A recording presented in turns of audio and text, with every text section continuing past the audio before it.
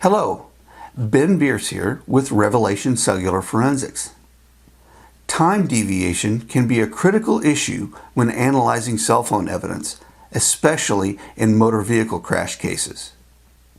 Are the times shown in the phone records exactly synchronized with the times shown in the 911 records?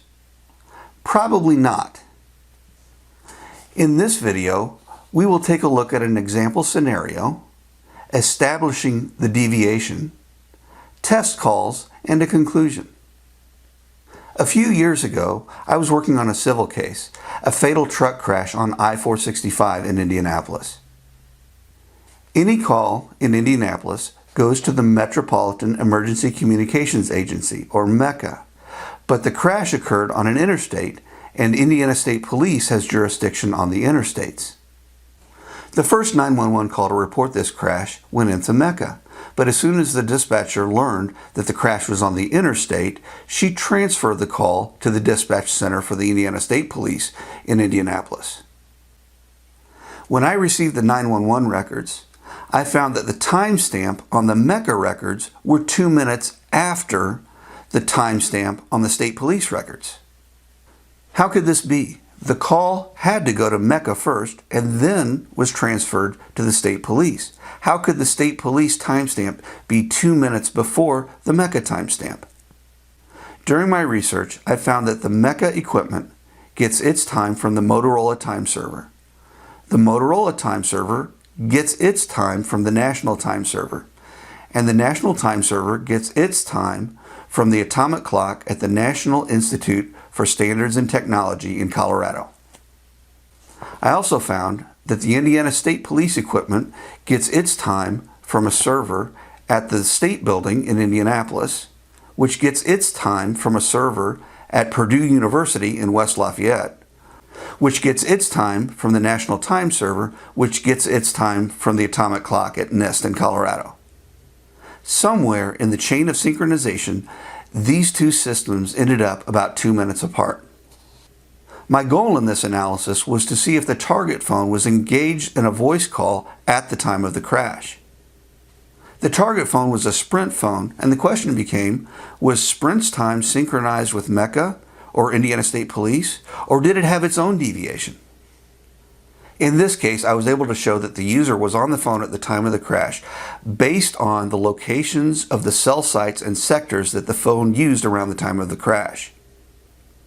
A location-based analysis worked in this case, but it doesn't always work. A time-based analysis is the most reliable way to determine if someone was on the phone at the time of a crash. In a motor vehicle crash case, we want to see if the call in question started before the first 911 call and ended after the first 911 call to conclusively show that the phone was in use at the time of the crash. Comparing a set of phone records to 911 center records is like comparing two watches to see if they are perfectly synchronized. Well, are they? Probably not. There will be some type of deviation between these two devices. We can expect the same type of deviation between the time shown on the phone records and the timestamps on the 911 calls. If two 911 centers have time deviation, we can certainly expect that phone records would have some deviation from the 911 centers. So how do we find this deviation? So here's our example scenario. Imagine that we have a motor vehicle crash between a semi-truck and a car on a main thoroughfare just outside a metropolitan area. The crash report lists the time as 3:58 p.m. on January 27, 2018. We obtained the phone records for the driver of the car, and it appears that the driver's phone was engaged in a call just before the time of the crash. The records show a call starting at 3:34 p.m. and 15 seconds with the duration of 24 minutes and 40 seconds and the end time of 3:56 p.m. and 55 seconds. It appears the crash occurred over a minute after the end of the call, but we need to dig a little bit deeper. The time on a crash report usually reflects the time that the computer-aided dispatch initiated the run and not necessarily the time of the actual crash. Years ago, when I was a patrol officer and had to make crash reports, I used the time in the CAD that the run was initiated as the time of the crash. In most jurisdictions, when a 911 call comes into the 911 center, it is routed to a dispatcher. The dispatcher then determines the nature of the emergency and then initiates a run on the CAD. The time on the CAD is the time that the dispatcher initiated the run, not the time that the call came in. We can obtain a more accurate time of the crash by obtaining the 911 audio with its date and timestamp. In our example, the timestamp on the first 911 call shows a time of 3:57 p.m. and 33 seconds. Again, it appears that the crash occurred a little over 30 seconds after the end of the call. We still need to dig deeper. Establishing the deviation. Are the times on the Sprint records and the 911 center records exactly the same? Probably not. The first thing that we need to do is establish the carrier of the first call to 911. If it's a case where the first call to 911 and the target phone are on the same network, then it's easy. We just look at the records to determine if the call in question ended after the first 911 call.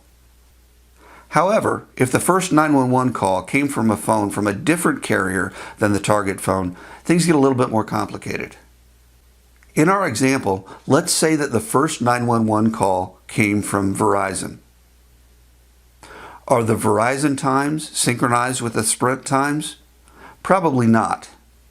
We will still use the first 911 call to establish the time of the crash, but using it on the 911 center timeline and not on Verizon's timeline.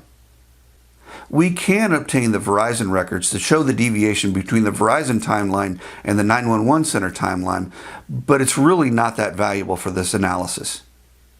When a crash occurs on a busy road, and since most people have cell phones with them in their cars, there tend to be many calls to 911 to report the same crash.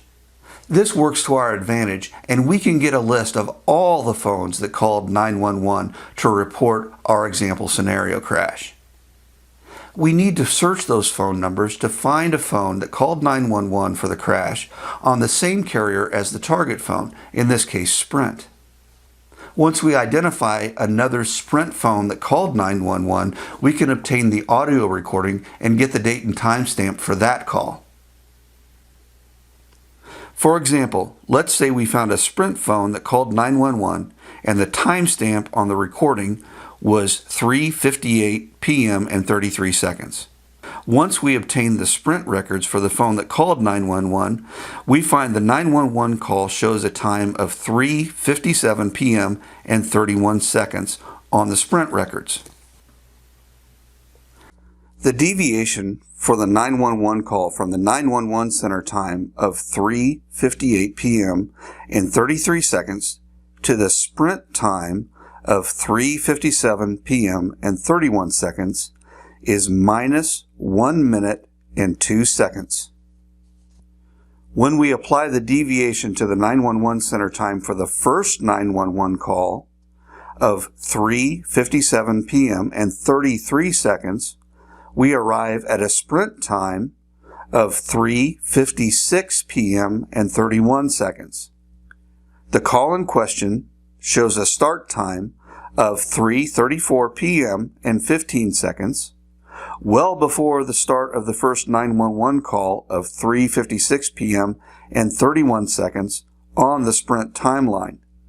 The call in question shows an end time of 3:56 p.m. and 55 seconds, 24 seconds after the time of the first 911 call of 3:56 p.m. and 31 seconds on the Sprint timeline. Based on this analysis, we can conclusively say that the phone of the person driving the car was engaged in a voice call at the time of the crash. If we can't find a phone on the same network as the target phone that made a call to 911 to report the crash, we can look for other phones in the same area on the same network that made calls to 911. If two phones on the same network make calls, even if they're across town, it will usually go through the same switch. The times on the phone records are based on the switch. Even if two phones made calls using different cell sites but used the same switch, the times on the records would be established by the same switch. If we can find another phone in the same geographic area using the same switch that made a call to 911, we can use that call to establish the deviation between the 911 center time and the target phone time. If our case involves a crash that occurred on a 2-lane road between 2 cornfields way out in the middle of nowhere, where the only 2 vehicles that were on the road found a way to crash into each other, we're probably not going to have a large number of 911 calls to choose from. If we get lucky, both of the drivers will have phones on the same network, but we can't rely on that. To ensure that we get the information that we need to make test calls to the 911 center. We need to know the network carrier for the target phone. Ideally, we would make test calls using the same make and model as the target phone in the same area so that it uses the same cell site and the same switch. And these test calls would be conducted within a day of the incident. But it's unlikely in a civil case that we would have that information that quickly. If we know we need to make test calls and we don't know the target number's carrier, we can make test calls using all the carriers in the area. There are 4 major networks in the United States: AT&T, Sprint, T-Mobile, and Verizon. We can get prepaid phones on each of those networks and go to the same area and make the test calls using those test phones. Then we can preserve our records until we learn the carrier of the target phone.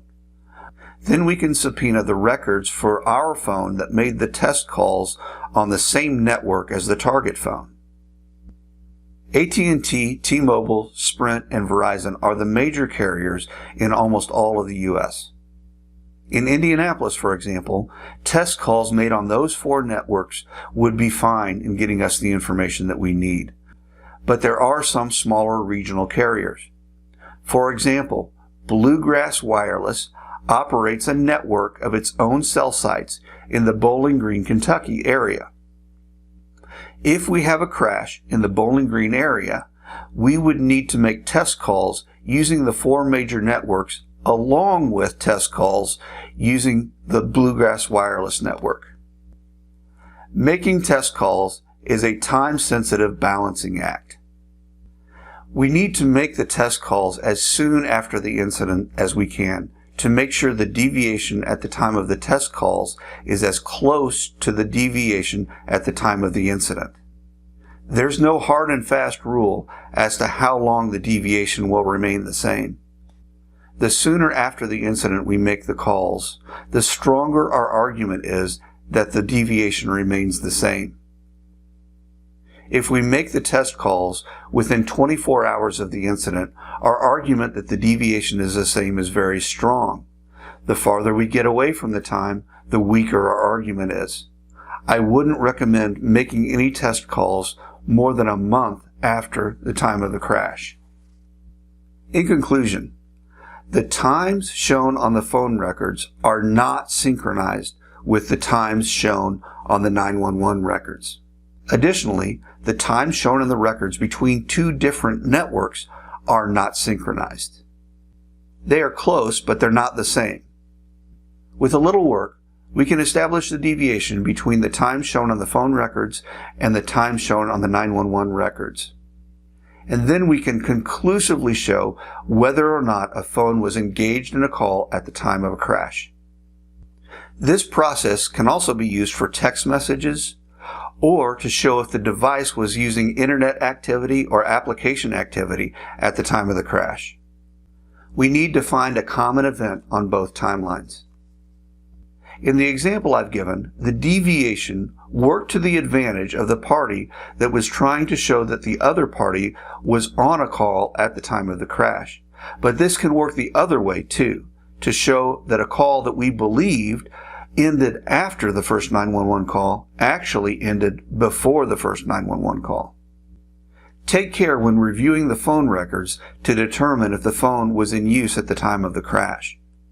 AT&T and T-Mobile show their records in Universal Time Coordinated, or UTC, which is the same as Greenwich Mean Time, or GMT. GMT is 4 hours ahead of Eastern Daylight Time and 5 hours ahead of Eastern Standard Time. Sprint and Verizon records can be a little more complicated.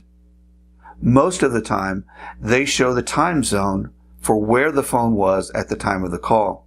Actually, where the switch was that the call went through. When we get close to time zone lines, calls may be routed through a switch in either time zone.